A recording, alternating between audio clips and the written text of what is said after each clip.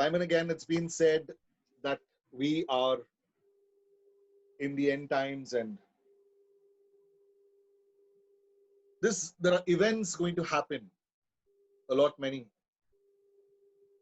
And we are anxious. I believe each and every one of us is anxious.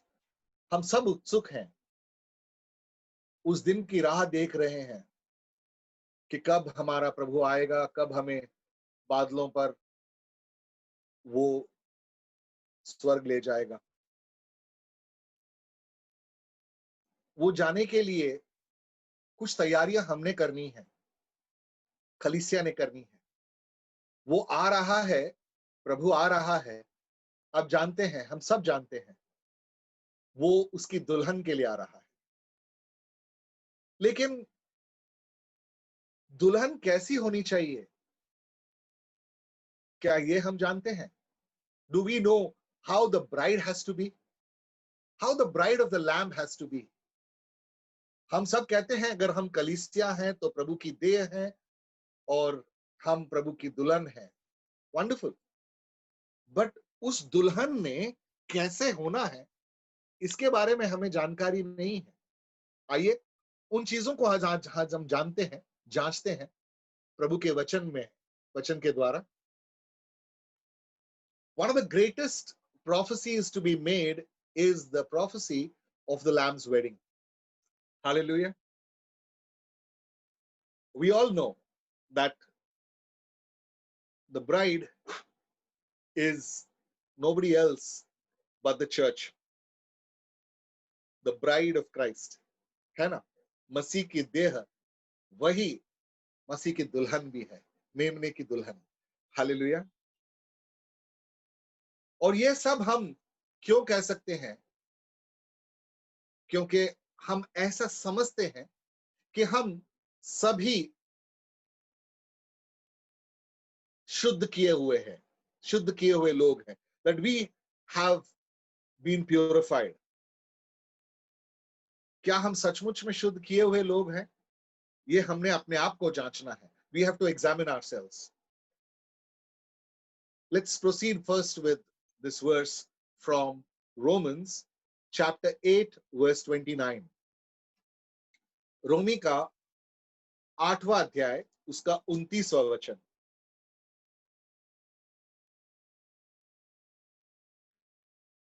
But whom he foreknew, he also predestined to be conformed to the image of his Son, that he might be the firstborn among many brethren. Hallelujah. Have we been conformed to the image of Christ? We all believe that we are created in the image of God. But now have we been conformed to that image? हम सब जानते हैं, उत्पत्ति की किताब में हमें बताया गया है कि एक समय ऐसा आया था जब हमने कुछ ऐसी बातें, हमारे पूर्वज, हमारे जो माता पिता हैं, जिसको हम ऐसा मानते हैं, जिन्होंने आज्ञा न मानकर एक ऐसा पाप कर दिया जिसके कारण जो महिमा उस वक्त झलक रही थी उनके जीवनों से, वो अदृश्य हो गया। हालेलुया।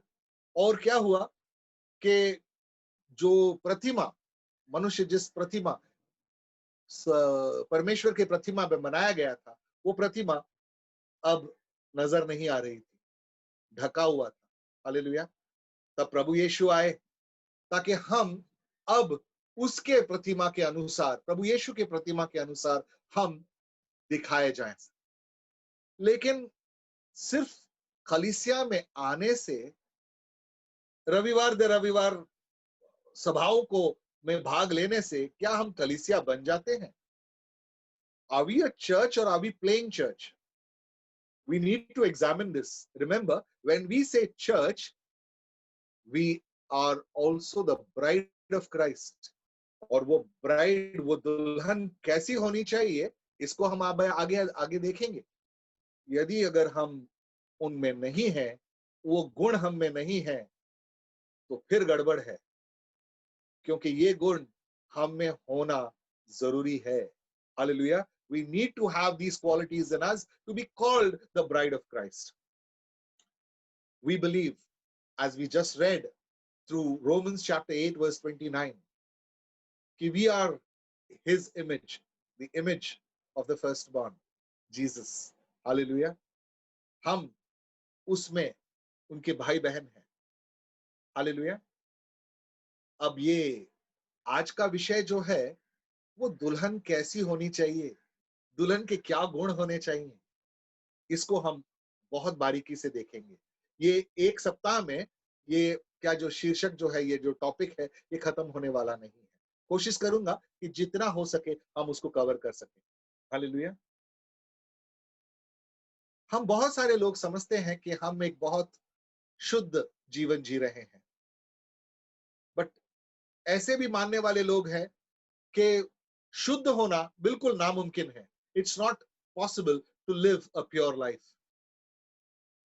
ओके, एक वचन पढ़ते हैं और उत्साह में बढ़ते हैं. Hallelujah. Let's be encouraged by reading this verse if it might help us. Let's go into Revelation chapter 19 verse 7. Let's be encouraged by reading this.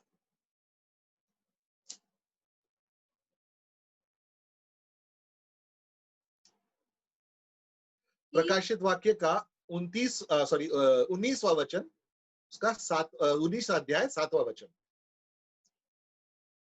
19:7. Revelation 19:7. Let us be glad and rejoice and give him glory, for the marriage of the Lamb has come, and his wife has made herself ready. The marriage of the Lamb has come. And look after that what it says, his wife has already made itself ready. Hallelujah. लेकिन क्या यहां पर एक सवाल उठता है, क्या हम उसका भाग हैं? Are we a part of that to be called the bride of Christ? ये मैंने पहले कहा था, अपने आप को जांचना है. We have to examine ourselves, each one of us. यकीन मानिए, आज ऐसे लोग भी हैं जो ये समझते हैं कि प्रभु यीशु में आने के बाद हम पाप मुक्त हो जाते हैं और प्रभु का नाम लेने से हम बचाए जाते हैं. ऐसे मानने वाले हैं. लेकिन जो बाइबल का अध्ययन नहीं करते हैं, या जो बाइबल का अध्ययन करते हैं, वो जान पाएंगे या वो समझते हैं कि ये आधा सच है. हालेलुया. जब तक हमारा सांस है या जब तक हम इस पृथ्वी पर हैं, पाप भी रहेगा. हालेलुया. उसका समय आ रहा है जब वो उसका नाश होगा, मौत का अंत होगा, लेकिन अभी उसका समय नहीं आया, वो समय आ रहा है. तो ये समझना कि प्रभु ने सब कुछ क्रूस पर ले लिया, बिल्कुल लिया है. अभी हमें और बलि की जरूरत नहीं है. वो काम, वो कार्य प्रभु यीशु ने पूरा कर दिया है. हालेलुया. लेकिन प्रायश्चित करना जरूरी है, रिपेंट करना जरूरी है, और वो अगर ना करें तो फिर तकलीफ है. हम जिस दिन हमने प्रभु के पीछे चलना शुरू किया, हम ऐसा मानते हैं कि हमने एक बिल्कुल अलौकिक जो जीवन है वो जीना शुरू कर दिया है.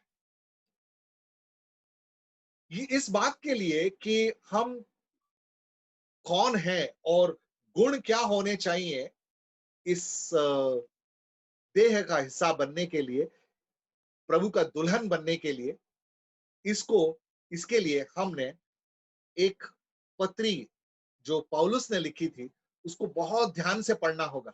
हालेलुया.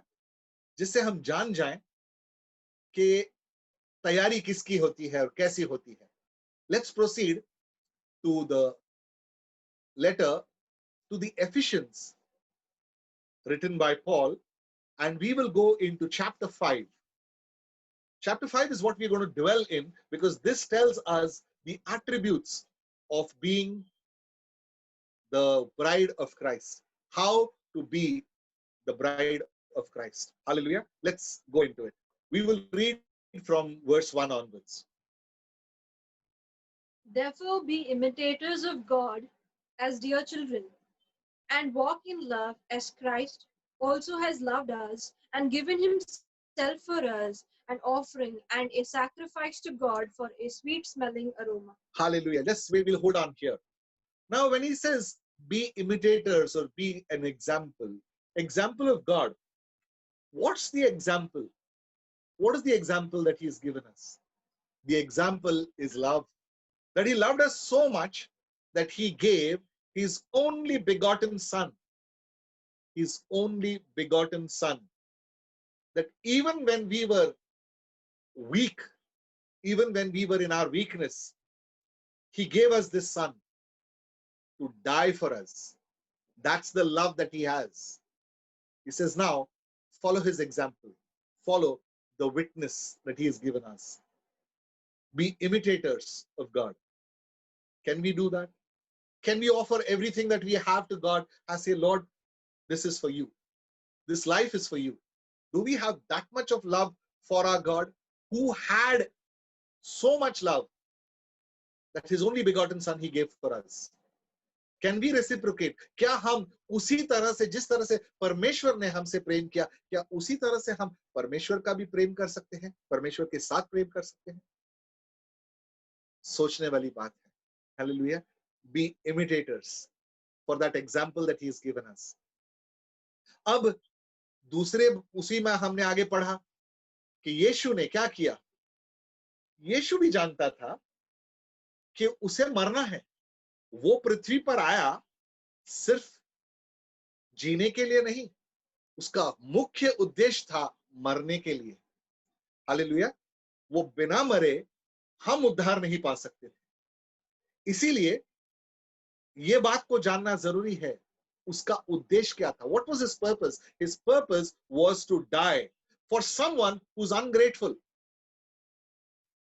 हालेलुया. हमने बार बार ये इसका पुरावा दिया है, इसका प्रूफ दिया है कि हम विश्वास योग्य नहीं हैं. We have been ungrateful time and again. He's done so much for us, but still, when it comes to a choice that we have to make, we do not take that stand. हम डगमगाते हैं क्योंकि हमारा जो विश्वास है वो दुनिया पर ज्यादा, प्रभु पे कम है. क्योंकि विश्वास उन चीजों पर ज्यादा है जो दुनिया दे सकती है. हालेलुया.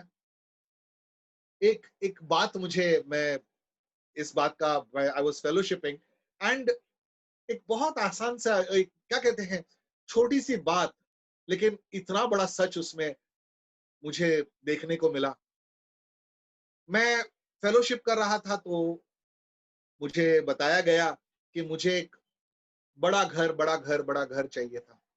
लेकिन तब मुझे ऐसा एहसास हुआ कि मैं किस लिए रो रहा हूं. बड़े घर के लिए, और वो भी यहां, जब मेरा प्रभु यीशु मेरे लिए एक भवन, विशाल भवन बना रहा है स्वर्ग में. He is making a building a mansion for me. Hallelujah. ये बात को हमसे छुपी नहीं है, इस बात को हम जानते हैं, लेकिन अक्सर भूल जाते हैं. और सारी चीजें, सारे जो आशीष हैं वो हमें यही चाहिए होते हैं. हमको सब कुछ ज्यादा चाहिए, बड़ा चाहिए, बहुत चाहिए. लेकिन ये पृथ्वी टलने वाली है. हालेलुया. जो प्रभु हमें देगा वो आ रहा है. It's coming. तो whom and where is our focus? Hallelujah. We need to understand this. यीशु ने सब कुछ अपना निछावर कर दिया. He poured out himself as a offering, a fragrant offering in sacrifice. Even today, God is waiting for us to be poured out. Are we ready? That our sacrifice, what is the sacrifice that he's looking for? Ourselves. Living sacrifice. Can we be poured out that it may be a fragrant offering to God? नहीं प्रभु यहां तक चलूंगा, मैं इससे आगे नहीं चलूंगा प्रभु, क्योंकि मेरा परिवार मेरा इंतजार कर रहा है। योग्य नहीं है हम, क्योंकि जब परमेश्वर ने दिया एक लौता पुत्र, पूरी तरह दिया। हालेलुया। उसे कोई नहीं मार सकता था, उसने स्वयं अपनी इच्छा अनुसार अपने आप को उनके हवाले कर दिया। हालेलुया। मौत तक भी वो विश्वास योग्य रहा। क्या हम विश्वास योग्य हो सकते हैं? मौत को सामने देखकर भी क्या विश्वास योग्य हो सकते हैं? ये सवाल आज हमसे प्रभु पूछ रहा है। अगर हम अपने आप को दुल्हन की तरह देखना चाहते हैं, दुल्हन वही जो विश्वास योग्य हो। Hallelujah. Bride is he, or the bride is the one who is faithful. Are we faithful? छोटी छोटी चीजों में तो हम, हमारा जो विश्वास योग्यता है वो डगमगा जाता है। हम विश्वास के योग्य नहीं हैं। We are not faithful, and then we expect God to be faithful with us. He is not coming as a suffering servant anymore. He is coming as a king who is going to be judging us. Are we ready? You know, the bridegroom has proved himself faithful. He did what he wanted to do for his bride. He has proved himself faithful. दूल्हे ने अपने आप को विश्वास योग्य ठहराया उसके देह के लिए, उसके दुल्हन के लिए। क्या उसकी दुल्हन अब उसकी बारी है? क्या वो विश्वास योग्य ठहराई जाएगी अपने दुल्हे के लिए? कुछ गुण है ना जो एक दुल्हन में होनी चाहिए। आइए उसको आगे देखते हैं। तीसरे वचन से आगे पढ़ते हैं। एफिसियों की पत्री तीसरा उसका 5वां अध्याय, उसके तीसरे वचन से आगे पढ़ते हैं। But fornication and all uncleanness or covetousness, let it not even be named among you, as is fitting for saints, neither filthiness, nor foolish talking, nor coarse jesting, which are not fitting, but rather giving of thanks. Hallelujah. यहां पर कुछ बातें पौलुस कह रहा है और वो आज्ञा दे रहा है हमें उन चीजों पर गौर करने के लिए। हमारे जीवन से हमने जो व्यभिचार जैसा क्या कहते हैं प्रवृत्ति है, उसका हमने बहिष्कार करना है। We have to give that up. We have the tendency of being sexually immoral, because it is not only the acts but also in our thoughts, the words that we speak, the deeds that we do. And that is the reason why he's commanding us today. These commandments have to be kept. Generally ऐसा कहते हैं कि व्यभिचार नहीं करना है ताकि हम एक अच्छा क्या कहते हैं वैवाहिक जीवन का आनंद ले सकें, that we would be happy in our marriages and that we would have happy lives. नहीं। हाँ, वो वैवाहिक जीवन के लिए भी है, लेकिन सिर्फ उसके लिए नहीं है, सिर्फ एक आनंदमय जीवन जीने के लिए नहीं है। हालेलुया। वो कहता है कि हम इन चीजों से बचें। ये चीज हमें नजर भी नहीं आनी चाहिए। इन चीजों से बचें ताकि प्रभु का कोप, प्रभु का जो क्रोध है वो हम पर ना गिरे। Hallelujah. That we have to prevent ourselves from the wrath of God. Practices like these, thoughts like these will never allow us to be reaching heaven.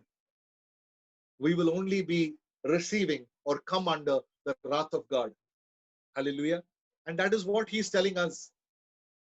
Somewhere in the end, yes, the bride, as we read earlier in 19:7 of Revelation, that the bride has got ready. But are we going to be a part of that bride? Are we going to be a part of the church, which the word tells us is ready? Because if we are going to have all these thoughts and we are going to entertain all these activities, then we cannot claim that we are part of the church. We cannot claim that we are part of being the bride. Hallelujah. Let's not fool ourselves.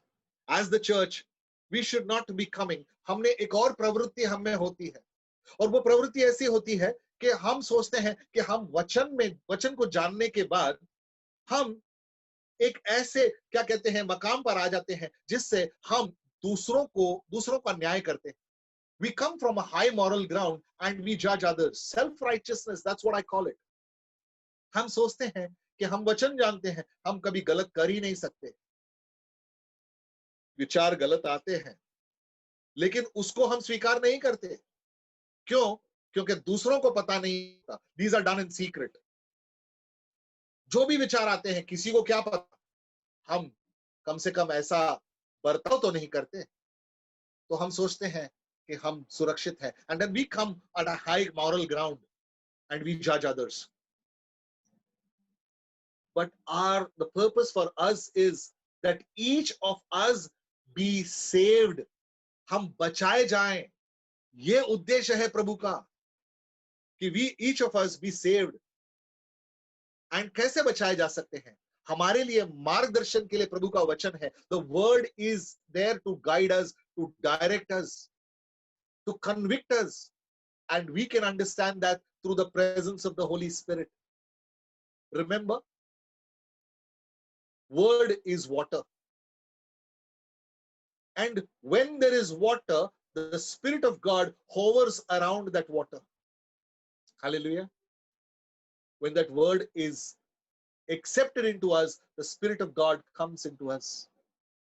There are three things that need to be there in the bride of Christ, because these three things are going to bear witness for us. What are the three things? The three things are the water, or the word, the blood, and the Spirit of God. Hallelujah. यदि ये तीन चीज हम में नहीं है, तो एक तो हम कलीसिया नहीं कहला सकते, क्योंकि हम सिर्फ आ जा रहे हैं कलीसिया में. हम एक प्रार्थना सभा में आ रहे हैं जिसका हम सदस्य बन के रह चुके हैं. We are just members of a so-called church. We are not the church. God is calling us to be the church today. वो प्रभु की देह बनने के लिए हमें बुला रहा है. क्या हम ये गुण हम में हैं? क्या हमारे विचार सही हैं? क्या हमारा बर्ताव सही है? किसी और ने नहीं जांचना है हमने अपने आप को जांचना है. Hallelujah. Through the transforming of our hearts, and that transforming happens through His word. And remember, how do we have to do that? By living a holy life. It is pleasing to Him that we live a holy life. अक्सर मैं कहते हैं कि बातें जब मतलब इसका प्रचार करता हूं या ये टीचिंग देता हूं, तो कई बार मुझसे लोग सवाल पूछते हैं कि होली लाइफ कैसे जी सकते हैं. It is not possible. तो सबसे पहला ये उभरता है कि what is the meaning of being Holi. What is the meaning of Holi? Being Holi is nothing but to keep ourselves separate, set aside. They can set aside for what?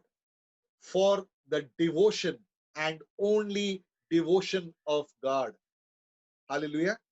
Where we are set aside, kept separate for His devotion. That's being holy. Are we doing that? We are creating idols. If Paul calls us saints, there are things that we have to take care of in order to be entitled to be tagged as saints. Hallelujah. And when he says, अगर वो हमें कह रहा है कि हम संत हैं, अगर वो संत की पदवी हमें अगर दे रहा है, तो इसका ये मतलब नहीं है कि वो हमें एक ऐसे पायदान पर रख रहा है. He is putting us on a pedestal that is higher than anyone else. बाकी सब तुच्छ है हमारे सामने, हम एक ऊंचे पायदान पर हैं. ये गलत समझ है. In fact, the believer, the Christ follower, if we are sanctified or set apart as holy for the Lord, hallelujah, then we live as a saint. Hallelujah. If we are sanctified and set apart, purified, washed, cleansed, and set aside, then we live as saints. मुश्किल है जीवन, आसान नहीं है. क्यों? क्योंकि हमने इतने सारे मूर्तियां हमारे जीवन में बना लिए हैं. कितने सारे मूर्तियां बना ली हैं हमारे जीवन. संत अपने आप को कहकर हम ऊंचे पायदान पर ना आए. We can be encouraged, yes. कार्य करने की जरूरत नहीं है संत जैसे कुछ लोग मानते हैं कि कुछ ऐसे लोग होते हैं जो हमें संत की पदवी दे सकते हैं. हमने कुछ चमत्कार करने हैं उसके बाद वो संत बन जाते हैं. नहीं नहीं, अपना जीवन पवित्र रखकर, सिर्फ प्रभु की महिमा के लिए रखकर हम संत की पदवी हासिल कर सकते हैं. ये हमें पौलुस बताता है. Hallelujah. By living a life that is fitting and pleasing to God, we can. We have to be disciplined for that. We have to discipline where a world is full of evil. दुष्टता से भरा हुआ है ये संसार. जिस दिन हमने वचन सुना था याद है? उस दिन जब पहली बार किसी ने हमको सुसमाचार हमें दिया था, वचन दिया था, और उस दिन हमारे हृदय में कुछ हुआ था. एंड उस दिन वो हृदय को छिद जाने के बाद हम में बदलाव आया था. उस दिन प्रभु ने हमें एक नए, हमारे अंदर एक नए सृष्टि का निर्माण किया. We were set aside as a new creation that day. The day we got convinced, the day the heart was circumcised, that is the day when we were born again. We were a new creation.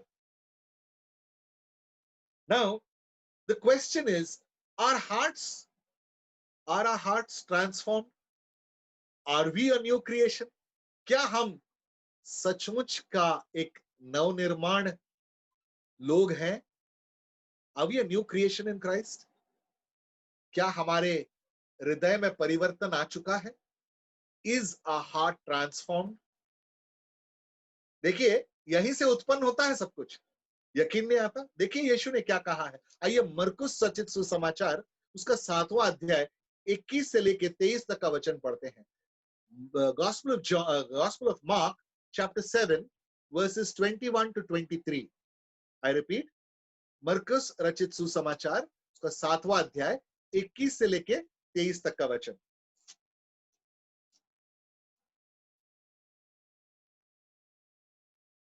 For from within, out of the heart of men, proceed evil thoughts, adulteries, fornications, murders, thefts, covetousness, wickedness, deceit, lewdness, an evil eye, blasphemy, pride, foolishness.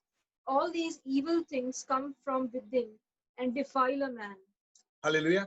ये कहीं बाहर से नहीं आ रहा है. प्रभु यीशु कहता है ये सब कुछ अपने अंदर से उत्पन्न होता है. हालेलुया. डर नहीं लगता अभी?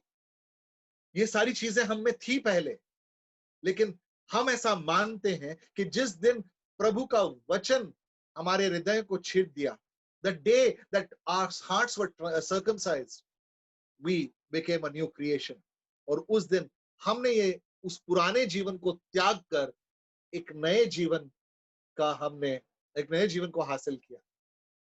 लेकिन कई बार ऐसे देखने को मिलता है, लोग ऐसा समझते हैं और कहते भी हैं, मैं एक नया क्रिएशन हूं, मैंने बपतिस्म लिया है.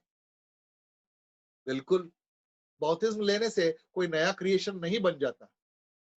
वो आज्ञा मानना होता है. बपतिस्म लेने से हम स्वर्ग नहीं पहुंच जाते. हालेलुया.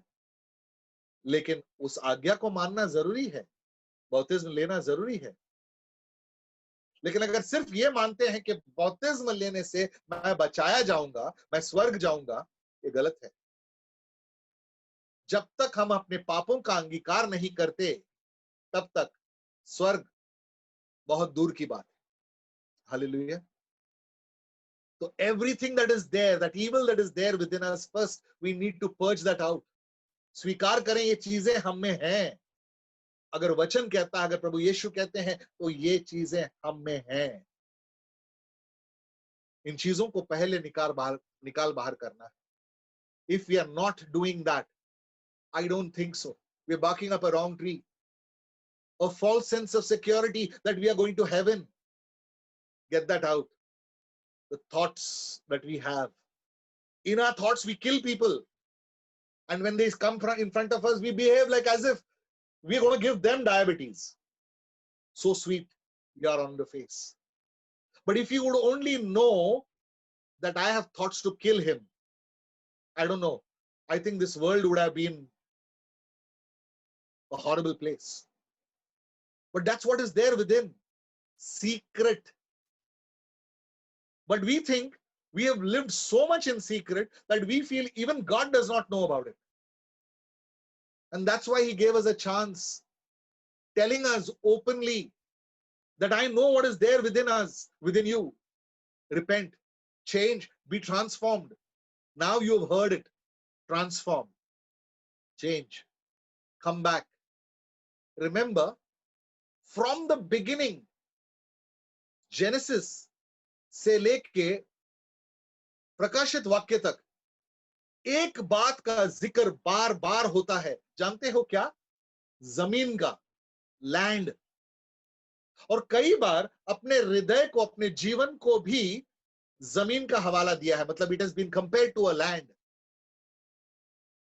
प्रभु यीशु ने भी जब उस बोने वाले का दृष्टांत हमें दिया और कहने लगा कि हम किस तरह के जमीन हैं, what kind of a land are we, what kind of a soil do we have, that land is important in the eyes of God. Are we fertile for that word that has been sowed like a seed today? Are we ready to change over now and be more like that church that he has laid down his life for? In being the church, we are his bride. Hallelujah. Because how does he want his church? How does he want his bride? He wants it blemishless, spotless. लेकिन हम पर तो विश्वास नहीं किया जा सकता, क्योंकि हमें सिर्फ एक स्वामी नहीं चाहिए, हमको तो कई स्वामी चाहिए। संसार में अगर जब हमको क्या कहते हैं, वर और वधू चुनना होता है, हमारा लाइफ पार्टनर चुनना होता है, अगर हमें यह पता चले कि वो विश्वास योग्य नहीं है, उसके कई दूसरे चक्कर चलते हैं, तो क्या हम ऐसे जगह पर हमारा रिश्ता ले जाएंगे, रिश्ता बनाएंगे? नहीं, संसार के माध्यम से हम नहीं करेंगे ऐसा। क्यों? क्योंकि अरे वो कभी विश्वास योग्य नहीं है, आज इसके साथ तो कल उसके साथ। और हम ये चाहते हैं, यही हम लोग चाहते हैं कि प्रभु हम पर विश्वास करें। भले हम विश्वास योग्य नहीं हो, लेकिन प्रभु तुम हम पर विश्वास करना। Is it possible? पहले विश्वास योग्य बने। To be called his bride, you have to shun all that was there in our life before. We have to be worthy to be called his bride. There are 6 things that Paul talks about in this chapter. There is so much, but I will not get into everything today. Let's look at one aspect of the 6 things that Paul talks about in this chapter that we need to throw out from our lives. The first thing is immorality. व्यभिचार जैसा जीवन, immorality. हम जी रहे हैं वैसा जीवन. The word comes from the Greek word porneia. You know, that's where the word porn comes from. Porneia. ये शब्द हमारे जीवन में है. We live a porneia life, adulterated life. हमारे सोच में, हमारे विचारों में, हमारे कार्यों में, हमारे जबान से लगातार व्यभिचार हो ही रहा है. इसको अगर हम ध्यान न दें, if we are not careful, that is growing, and unknowingly it is getting bad to worse. You know, there are so many things that we are or rather falling addicted to. Adultery, watching porn, addicted, lusting, homosexuality. There are certain sects which say that it is okay. I'm surprised. And I remember many years back, those people who believe that homosexuality is okay. I remember those people saying when we say God made Adam and Eve, they say God made Adam and Steve. Hallelujah. Is that what we are going to listen to today? क्या हम उन चीजों पर ध्यान देंगे? समलैंगिक व्यवहार, वो कहते हैं सही है, गलत है, वो एक बीमारी है। लेकिन क्या आज की दुनिया में वो भी सही है? लेकिन प्रभु का वचन जिसके अंदर है, वो उसकी अनुमति नहीं देता। हमारे नजर से भी हम किसी को गलत दृश्य से देखते हैं, वहीं पर हम एक बार ऐसा जीवन जीते थे। We lived a life like that, but not anymore. हमको ऐसा जीवन अभी नहीं जीना है। हम जिए हैं इस जीवन को, बस हुआ। अब तो आंखें खोल सकते हैं। अब क्या परमेश्वर के पीछे चल सकते हैं? अब भी कुछ नहीं बिगड़ा। अब भी अगर इसका अंगीकार करें, स्वीकार करें कि हमसे गलती हुई है, और इस पॉइंट को ध्यान रखकर कि ये चीज हम में है, हम में थी, आज प्रभु मेरी सहायता कर इस व्यभिचार जैसे जीवन को मेरे जीवन से निकालने के लिए। प्रभु, help me to get rid of this immorality in my life, that I may not entertain any lustful thoughts, that whatever addiction I have, Lord, that I may get rid of it, Lord, that I may not see anyone with lustful eyes, that if I was entertaining anything that would be termed as adultery, Lord, I will not be doing that anymore. Lord, I believe that I have been set apart, set aside to worship you, Lord, thus to be called holy. That प्रभु तेरे जीवन, तेरी इबादत करने के लिए, तेरी महिमा देखने के लिए, प्रभु तेरी आराधना करने के लिए मैं बनाया गया हूं प्रभु। और तभी मैं अपने आप को पवित्र सिद्ध कर सकता हूं। पिता परमेश्वर, धन्यवाद करता हूं और उम्मीद करता हूं कि आज इस पहले बिंदु से हमारी आंखें खुल गई हों। आज यहीं समाप्त करते हैं। There are 5 more points and something more that Paul is going to talk to us through this. But I urge you all to read this full verse. In fact, read the entire epistle to the Ephesians. It's a wonderful letter that would prepare us to be called church, to be called the bride of Christ. Hallelujah. आज यहीं पर वचन का समाप्ति करते हैं। इस सभा के अंत में आ चुके हैं हम, परमेश्वर को धन्यवाद देते हुए कि आज प्रभु तुमने हमारी आंखें खोली।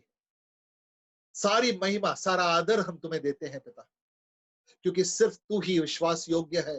प्रभु, हमें भी उस विश्वास के योग्य बना प्रभु, ताकि मौत भी हमारे सामने आए प्रभु, हमारा विश्वास उससे ना डगमगाए।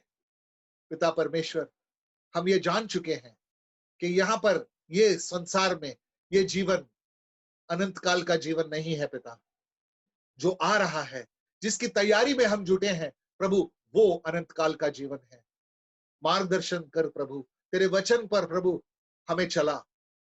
सचमुच मेरे पैरों के लिए ज्योति है प्रभु तेरा वचन, ताकि हम उसमें बढ़ सकें और हमेशा प्रभु वही करें जिससे तू संतुष्ट रहे प्रभु, तू खुश हो जाए प्रभु, that it would be pleasing to you, Lord God. We confess that we would today offer ourselves, Lord God, as living sacrifices, that it would be a fragrant offering to you, Lord. Our sacrifice of ourselves would be a fragrant offering to you, Lord.